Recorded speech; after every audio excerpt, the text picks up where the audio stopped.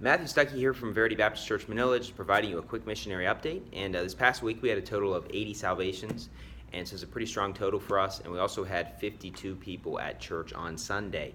And so that's the highest we've had at church outside of just, one special service we had for a grand opening like 5 months ago.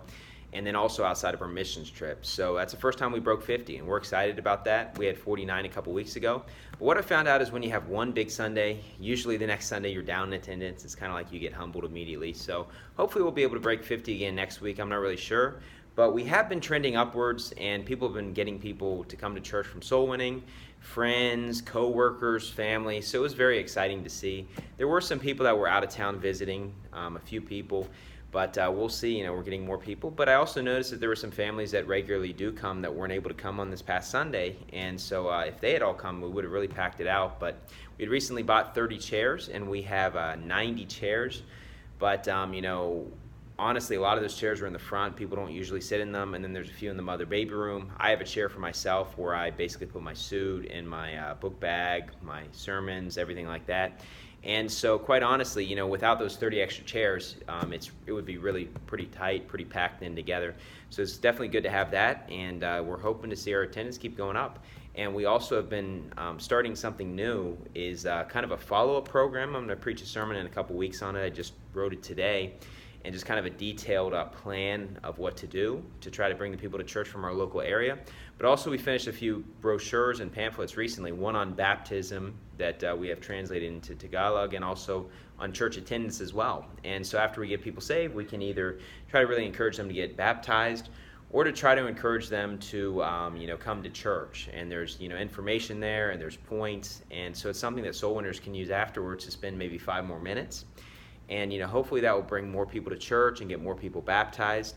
And even if they don't come immediately, at least they have that information to know in the future. And so we'll see how it works. I think things like this could be different depending on the area, such as follow-up and the sorts of plans you do. You got to kind of figure out what's going to work in your area. But we definitely want to try some things to try to boost our attendance. And so we're trying that out. And so also on Wednesday, as we had 4 baptized, we had 4 visitors who came and got baptized, and 1 baptized on Sunday. So 5 baptized for the week is really good for us, and it was definitely a great week.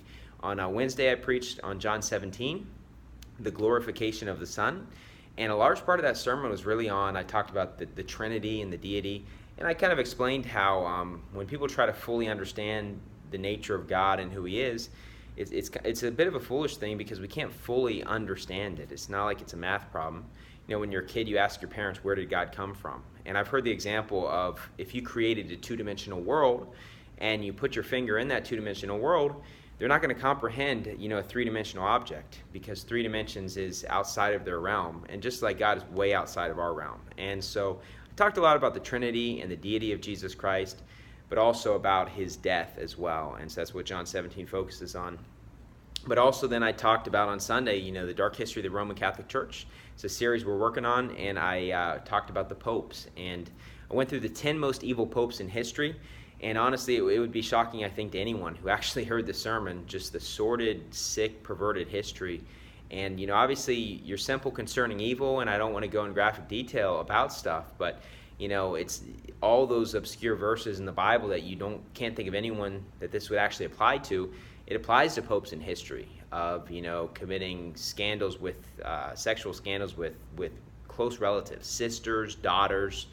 And I mean, this was known stuff. And, selling people as slaves and things like that, kidnapping, all these wicked things. And I'm not even explaining really that much, But I really went into it in the sermon. I explained, kind of briefly, not going into deep detail, but just the sins that they were guilty of.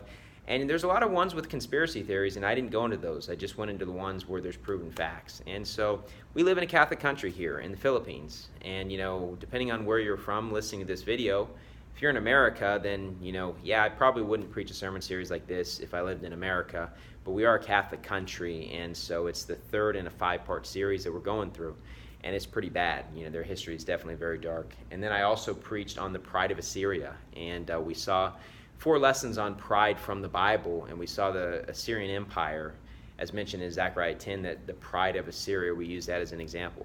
And so outside of that, things are going great. We're getting ready for our game night here in a couple weeks, and we're starting a few new tournaments. We have Game of the Generals, which is a Filipino-based game, and also Scrabble, and that's going to be fun. We'll probably maybe start some of those rounds during the game night here in a couple weeks, and I'll be playing Brother Franklin in the championship chess match, and so we're excited about that. It's probably going to be a long game. I'm going to spend like 5 minutes a move. I am the underdog. I'll admit that. I've played him once before, and he did beat me, but it was a close match, so I'm hoping I can pull off the upset. David versus Goliath battle. And so it's going to be exciting. We're going to have fun as a church, and we often play a lot of games together as a church before and after soul winning and things such as that. But it's going to be a great Sunday to try to invite people to church, and we'll have a great time of food and fellowship, and we're excited about that. So things are going great at this church. It was a really awesome past week, and just continue to pray for us. Thank you, and God bless.